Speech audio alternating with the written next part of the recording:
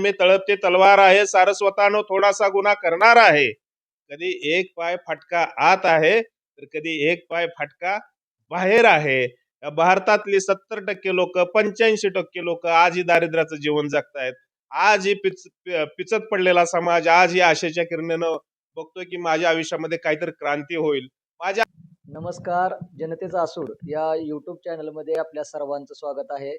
आज महाराष्ट्र दिन, कामगार दिवस आणि बुद्ध पौर्णिमेचं औचित्य साधून आज सेंट्रल ह्युमन राईट्स संघटनेचे संस्थापक अध्यक्ष आणि सोशल डेव्हलपमेंट सोसायटीचे संस्थापक अध्यक्ष आदरणीय डॉक्टर कुमार लोंढे यांच्याशी आपण संवाद साधणार आहोत.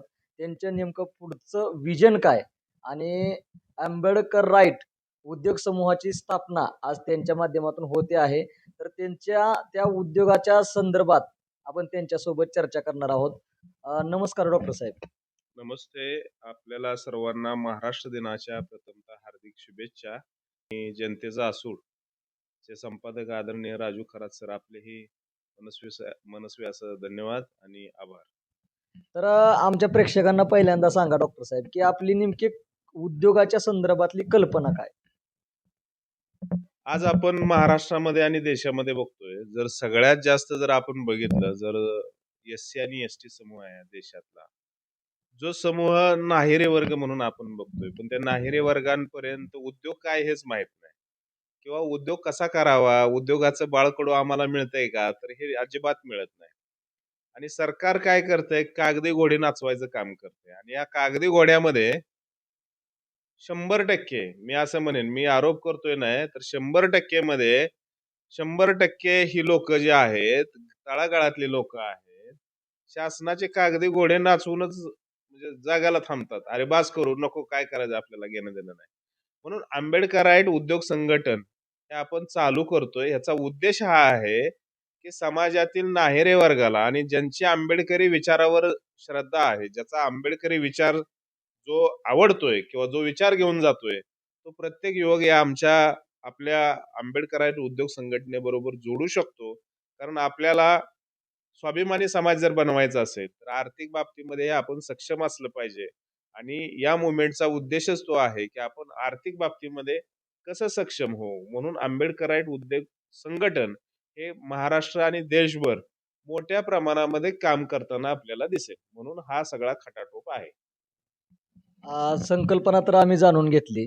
तर हे काम कशा पद्धतीने चालेल काय सांगाल या बाबतीत? आता आदरणीय खरात सर, आपण जर बघितलं, आपल्यालाही चॅनलच्या माध्यमातून मी सगळ्याला सांगेन की आपण आज गवंडी बघतो, गवंडी 8 दिवस येत नाही. आपण वेल्डिंगवाला बघतो, मिळत नाही. फिटिंगवाला बघतो, मिळत नाही. पेंटिंगवाला बघतो, मिळत नाही. इंजिनियर बघतो, मिळत नाही. हे सगळ्या गोष्टी ज्या आहेत ना, ह्या कॉमन मॅनच्या अडचणी आहेत. आणि हीच अडचण अगदी फ्लॅटमध्ये राहणाऱ्या व्यक्तीचा असेल, 10 बाय 10च्या रूम मध्ये राहणारा व्यक्ती असेल, अगदी कुशल मनुष्यबळ मिळत नाही. आपण फक्त उद्योगाची संकल्पना घेऊन पुढे जातोय असं नाहीये. तर या माध्यमातून आपण लोकांना जास्तीत जास्तपणे, म्हणजे आपण ज्याला म्हणू की छोट्यातला छोटा जरी उद्योग असेल तर तो उद्योग त्या माणसानं केला पाहिजे. एवढंच नव्हे तर या आपल्या वेबसाईटवर महाराष्ट्रातला, देशातला कोणताही छोटा उद्योजक तिथं रजिस्ट्रेशन करू शकतो. त्याला रजिस्ट्रेशनला कोणतीही फी नसणार आहे. आपण हे रजिस्ट्रेशन 1 मे ते 1 जून पर्यंत विनामूल्य ठेवणार आहे. मी महाराष्ट्रातल्या आणि तमाम देशातल्या उद्योजकांना अपील करू इच्छितो की आपण रजिस्ट्रेशन करा. तुम्हाला उद्योग करायची इच्छा असेल तरी करा. तुमच्या डोक्यामध्ये, माइंडसेटमध्ये तो विचार आला पाहिजे. तुम्ही उद्योगासाठी रजिस्ट्रेशन करा. रजिस्ट्रेशन केल्यानंतर आमची टीम तुम्हाला कॉल करेल, आमची टीम तुमचा फॉलोअप घेईल. तुम्हाला उद्योगापासून मार्केटिंग पर्यंत कसं उभा करता येईल ह्याचाही आमचा एक म्हणजे रोल मॉडेल आम्ही तयार करतोय. दुसरं, जर आपल्याला गवंडी पाहिजे, लेबर पाहिजे, चांगला कुशल कारागीर पाहिजे, तरी पण तुम्ही आमच्या इथं रजिस्ट्रेशन करा. म्हणजे तुम्ही कॉन्ट्रॅक्टर आहात आणि तुम्हाला चांगले गवंडी पाहिजेत, किंवा तुम्ही गवंडी आहात आणि तुम्हाला काम पाहिजे, किंवा तुम्ही बॉन्डेड लेबर आहात, म्हणजे ज्याला असंघटित कामगार म्हणून, किंवा काही आपण बऱ्याच असंघटित कामगारामध्ये प्रकार आहेत, तर अशी लोक यामध्ये रजिस्ट्रेशन करू शकतात. आणि हे फ्री ऑफ कॉस्ट आहे. त्याला कोणतंही सदस्य फी नाहीये.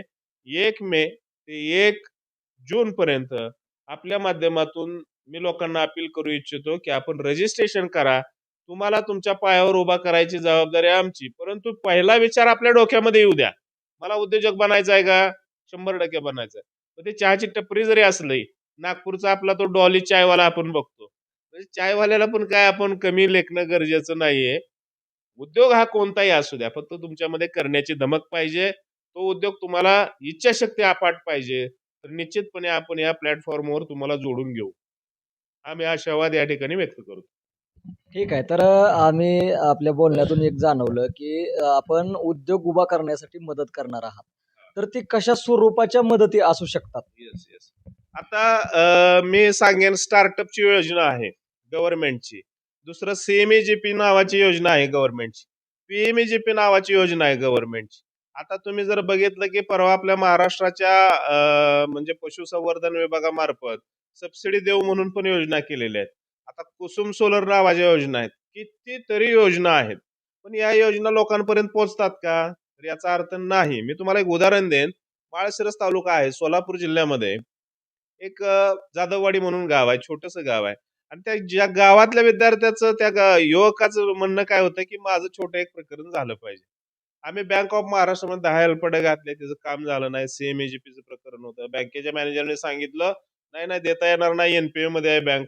मी त्या मॅनेजरला म्हणलं, "अरे एससी एसटीचे किती अकाउंट आहेत एनपीए मध्ये असणारे? दाखव मला." विशेषतः मी या माध्यमातून आपल्याला सांगेन, एकही अकाउंट एनपीए मध्ये दलितांचं नव्हतं, एससीचं नव्हतं, एसटीचं नव्हतं. हे अकाउंट एनपीए मधले कोणाचे होते? भांडवलदाराची, प्रस्थापित व्यवस्थेची.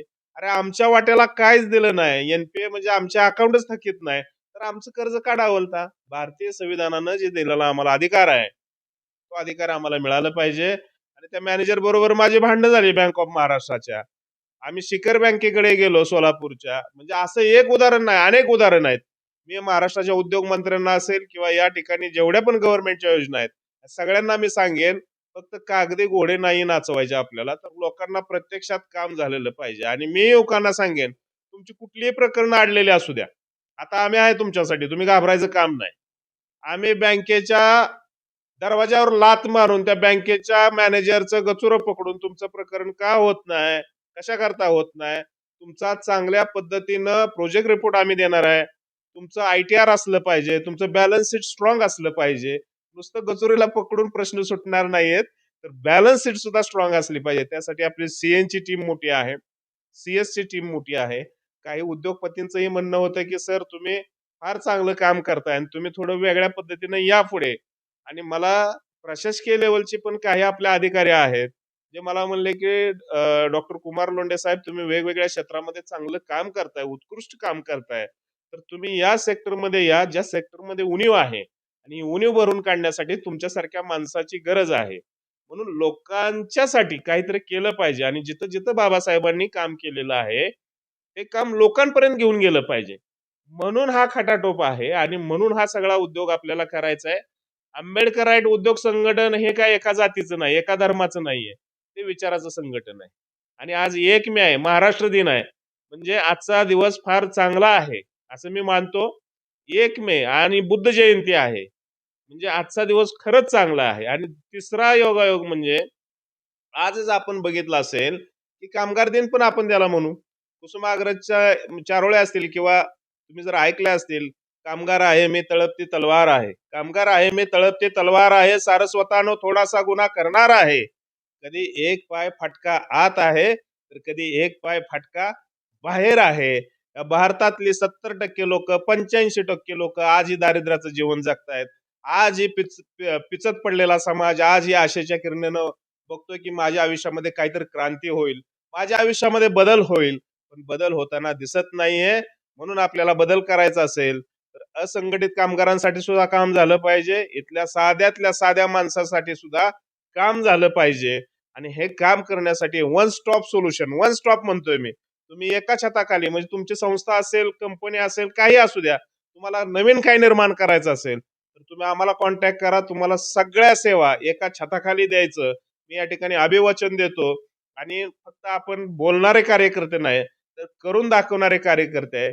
माझ्या डोक्यामध्ये संकल्प आहे, 5 लाख लोकांपर्यंत आपल्याला पोहोचायचं आहे.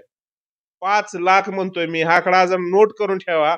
भारतातल्या 5 लाख लोकांपर्यंत उद्योग काय आणि उद्योगाची मुवमेंट काय ही घेऊन जाणार आहोत. आणि 5 लाख लोकांपर्यंत पोहोचलो तर आम्हाला माझ्या माहितीप्रमाणे एक 50,000 5,000 जरी उद्योजक झाले तर मला वाटतं भरपूर आम्ही काही केलं असं वाटेल. कारण काशीराम साहेबांचा मी फॅन आहे, डॉक्टर बाबासाहेब आंबेडकरांचा फॅन आहे. काशीराम साहेब म्हणले होते की देने वाले समाज में लाल पैदा होते और मांगने वाले समाज में दलाल पैदा होते हैं. आम्हाला पण देणारा समाज बनायचा आहे. त्यासाठी हे सगळा खटाटोप आहे.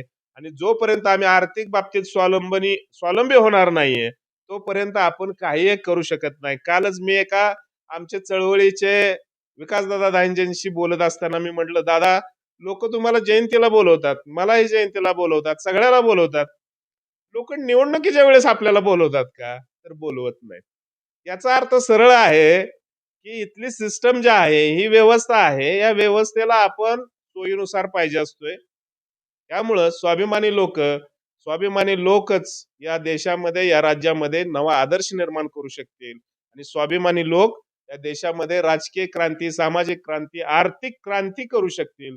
महात्मा फुलेंची कंपनी जी होती त्याच्या शेकडो म्हणजे कोट्यावधी रुपयाची उलाढाल होती. डॉक्टर बाबासाहेब आंबेडकरांनी सुद्धा दलाल स्ट्रीटमध्ये एक शेअर मार्केटसाठी कंपनी त्यांनी इस्टॅब्लिश केली होती. म्हणजे बाबासाहेब सुद्धा शिक्षणाबरोबर उद्योगालाही त्यांनी महत्व दिले होते. म्हणून आपल्याला उद्योगाचा वारसा जर जपायचा असेल, उद्योग जर पुढे घेऊन जायचा असेल, तर आपणही या महापुरुषांच्या विचारानं प्रेरित होऊन निश्चितपणे एक वेगळा धडा आणि वेगळा आयाम आणि वेगळं रोल मॉडेल या महाराष्ट्रात आपण उभा करू शकतो. आणि त्यासाठी आपल्या सगळ्यांची मदतीची आपल्याला आवश्यकता आहे. आपण 2 पावलं पुढे या. निश्चितपणे मी डॉक्टर कुमार लोंढे आपल्याला आश्वासन देतो. मी 4 पावलं तुमच्यासाठी पुढे येईन. हा आशावाद या ठिकाणी व्यक्त करतो.